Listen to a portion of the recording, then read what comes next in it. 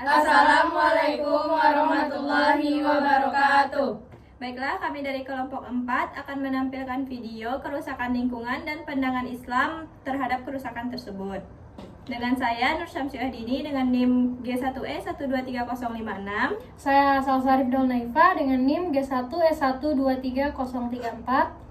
Saya Raiza Salsabila dengan NIM G1E123026. Saya Katrina Rifka dengan NIM G1E123050. Baiklah, inilah cuplikan video kami. Ting tereng.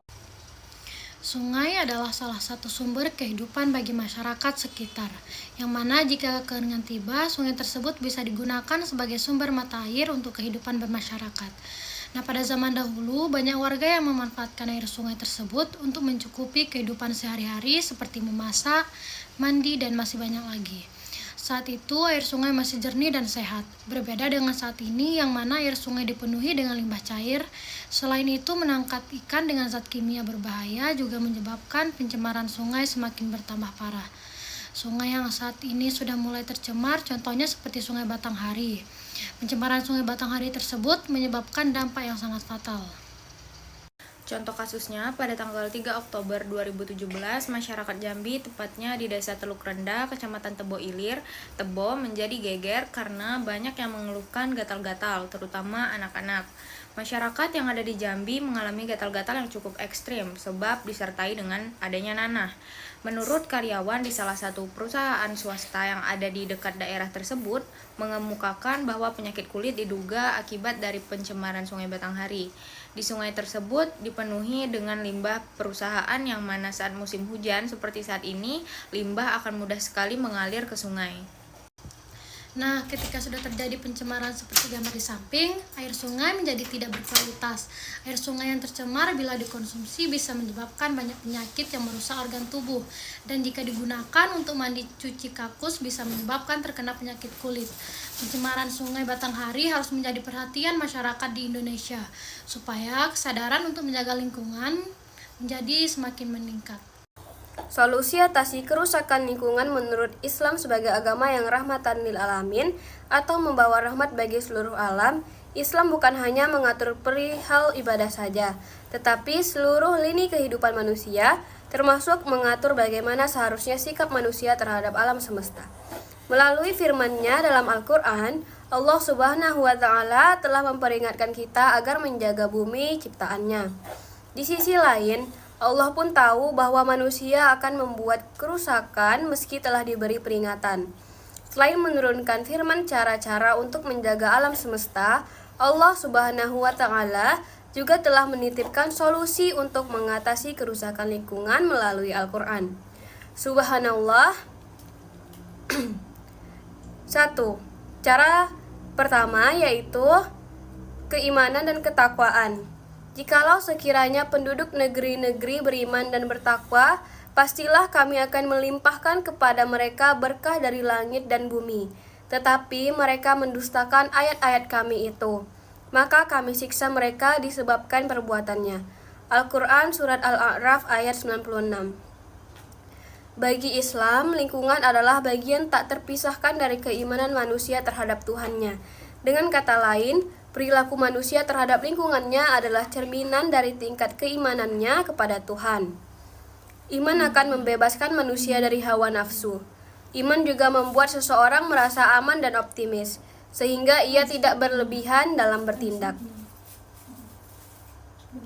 Sementara itu, ketakwaan adalah kesadaran bertanggung jawab yang memelihara manusia dari kecerobohan, ketidakadilan, dan keangkuhan. Ketakwaan mendorong manusia untuk berhati-hati sehingga ia tidak bertindak sesuka hatinya ataupun melampaui batas. Ketakwaan penduduk suatu negeri menjadi mereka dapat bekerja sama untuk melakukan kebaikan dan tolong-menolong dalam mengelola bumi sekaligus menikmatinya bersama.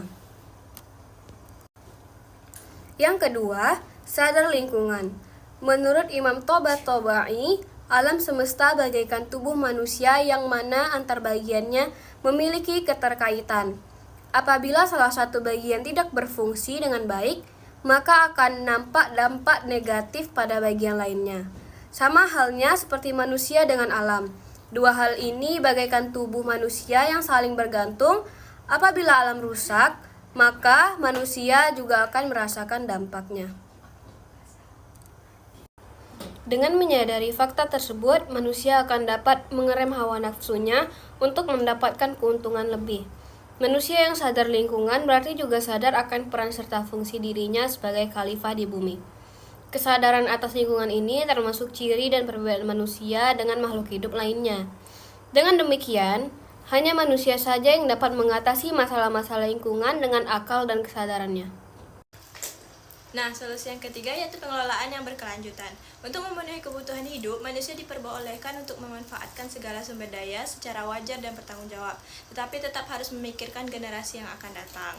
Selain itu, manusia juga dilarang melakukan penyalahgunaan atau perubahan sumber daya alam hanya untuk kepentingan tertentu, sehingga hak pemanfaatan bagi semua orang menjadi berkurang.